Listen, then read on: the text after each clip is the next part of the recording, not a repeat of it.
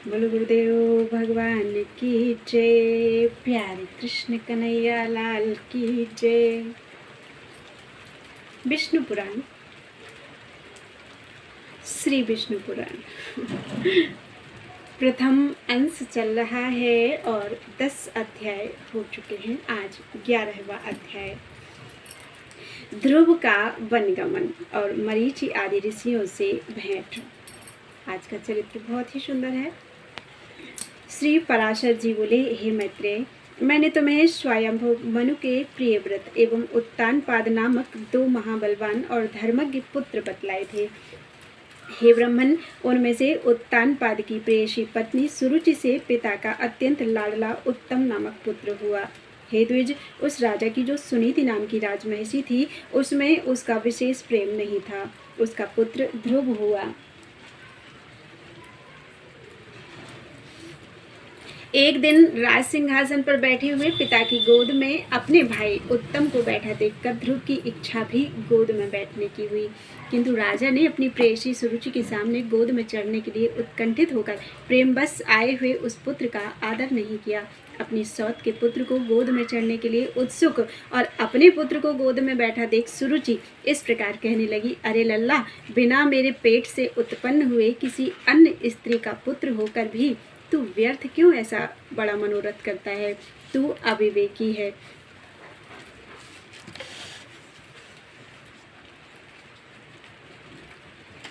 इसलिए ऐसी अलभ्य उत्तमोत्तम वस्तु की इच्छा करता है। यह ठीक है कि तू भी इन्हीं राजा का पुत्र है, तथापि मैंने तो तुझे अपने गर्भ में धारण नहीं किया। समस्त चक्रवर्ती राजाओं का आश्रय रूप यह राज सिंहासन तो मेरे ही पुत्र के योग्य है। तू व्यर्थ क्यों अपने चित्त को संताप देता है? मेरे पुत्र के समान तुझे वृथा ही है ऊंचा मनोरथ क्यों है? क्या तू नहीं जानता कि तेरा जन्म सुनीति से हुआ है? श्री पराशर जी बोले, हे द्विज, विमाता का ऐसा कथन सुनकर वह बालक कुपित होकर पिता को छोड़कर अपनी माता के महल को चल दिया। हे मैत्रेय, जिसके ओष्ठ कुछ कुछ कांप रहे थे, ऐसे अपने पुत्र को क्रोध युक्त देखकर सुनीति ने उसे गोद में बिठाकर पूछा, बेटा, तेरे क्रोध का क्या कारण है? तेरा किसने आदर नहीं किया? तेरा अपराध करके कौन तेरे पिताजी का अपमान करने चला है? श्री पराशर जी बोले, ऐसा पूछने पर ध्रुव ने अपनी माता से वे सब बातें कह दी जो अति गर्वीली सुरुचि ने उससे पिता के सामने कही थी। अपने पुत्र के सिसक कर ऐसा कहने पर दुखिनी सुनीति ने खिन्न चित्त और दीर्घ निश्वास के कारण मलिन नैना होकर कहा, पानी बरसने लगा है, भगया मेरा पापू भीग जाएगा।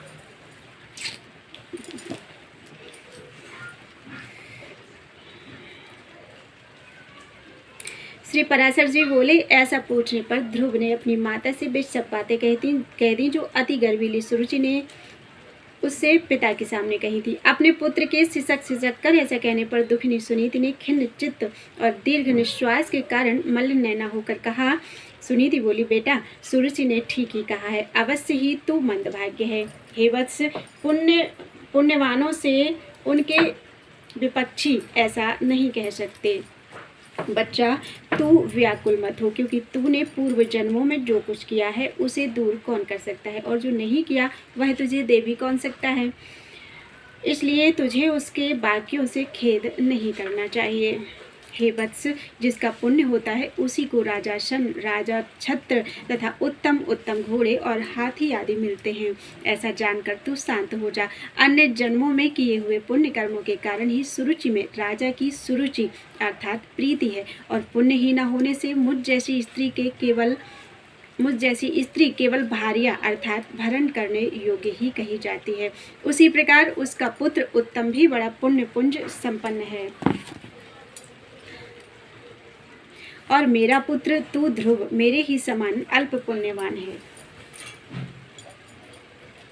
तथापि बेटा, तुझे दुखी नहीं होना चाहिए, क्योंकि जिस मनुष्य को जितना मिलता है वह अपनी ही पूंजी में मगन रहता है, और यदि सुरुचि के वाक्यों से तुझे अत्यंत दुखी हुआ है तो सर्वफलदायक पुण्य के संग्रह करने का प्रयत्न कर।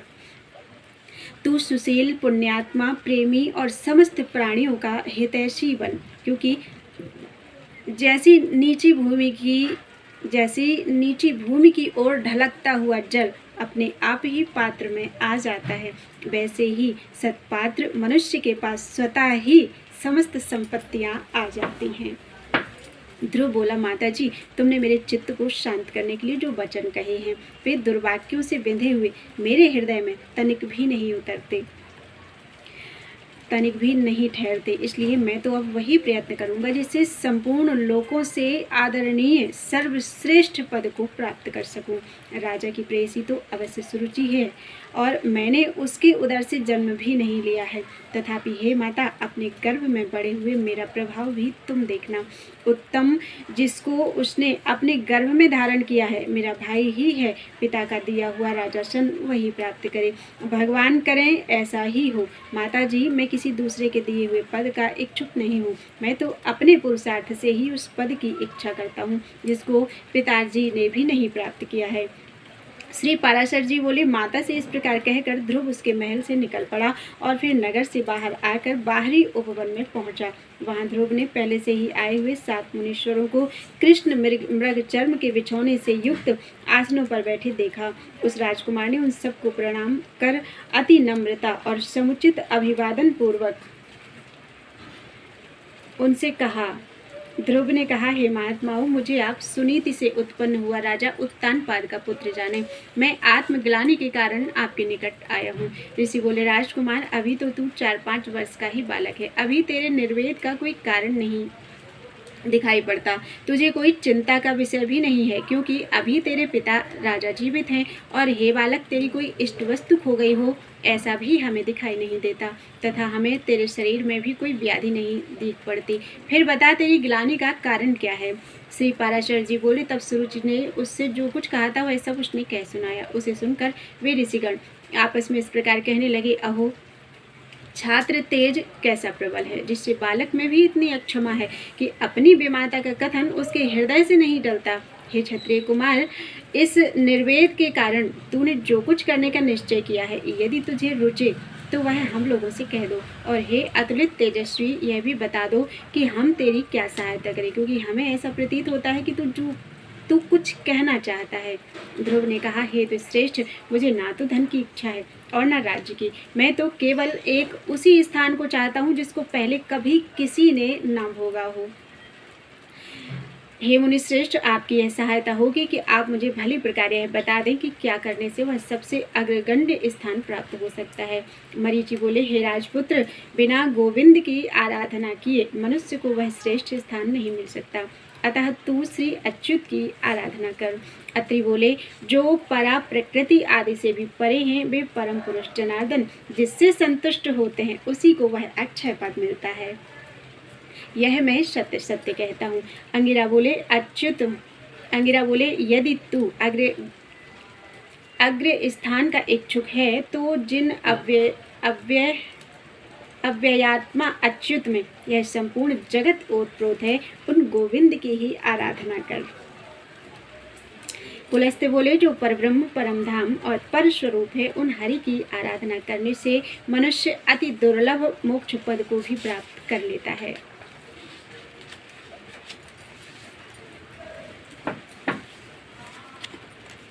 पुलह बोले, हे सुब्रत, जिन जगतपति की आराधना से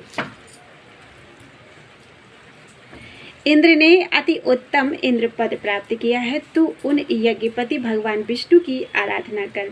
कृतु बोले, जो परम पुरुष यज्ञ और योगेश्वर हैं, उन जनार्दन के संतुष्ट होने पर कौन सी वस्तु दुर्लभ रह जाती है।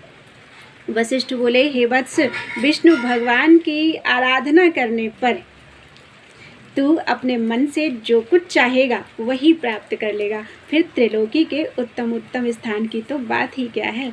ध्रुव ने कहा, हे महर्षिगण, मुझ विनीत को आपने आराध्य देव तो बता दिया, अब उसको प्रसन्न करने के लिए मुझे क्या जपना चाहिए, यह बताइए। उस महापुरुष की मुझे किस प्रकार आराधना करनी चाहिए, वह आप लोग मुझसे प्रसन्नतापूर्वक कहिए। ऋषिगण बोले, हे राजकुमार, विष्णु भगवान की आराधना में तत्पर पुरुषों को जिस प्रकार उनकी उपासना करना चाहिए वह तू हमसे यथावत श्रवण कर। मनुष्य को चाहिए कि पहले संपूर्ण बाह्य विषयों के से चित्त को हटावें और उसे एकमात्र उन जगदाधार में ही स्थिर कर दें। हे राजकुमार, इस प्रकार एकाग्रचित्त होकर तन्मय भाव से जो कुछ जपना चाहिए वह सुन। ओम हिरण्य गर्भ पुरुष प्रधान और अव्यक्त रूप शुद्ध ज्ञान स्वरूप वासुदेव को नमस्कार है। इस अर्थात ओम नमो भगवते वासुदेवाय। इस मंत्र को पूर्व काल में तेरे पितामह भगवान स्वयंभू मनु ने जपा था। तब उनसे संतुष्ट होकर श्री जनार्दन ने उन्हें त्रिलोकी में दुर्लभ मनोवांछित सिद्धि दी थी। उसी प्रकार तू भी इसका निरंतर जप करता हुआ श्री गोविंद को प्रसन्न कर। इति श्री विष्णु पुराणे प्रथमे अंशे एकादशो अध्यायः। बोलो वृंदावन बिहारी लाल की जय।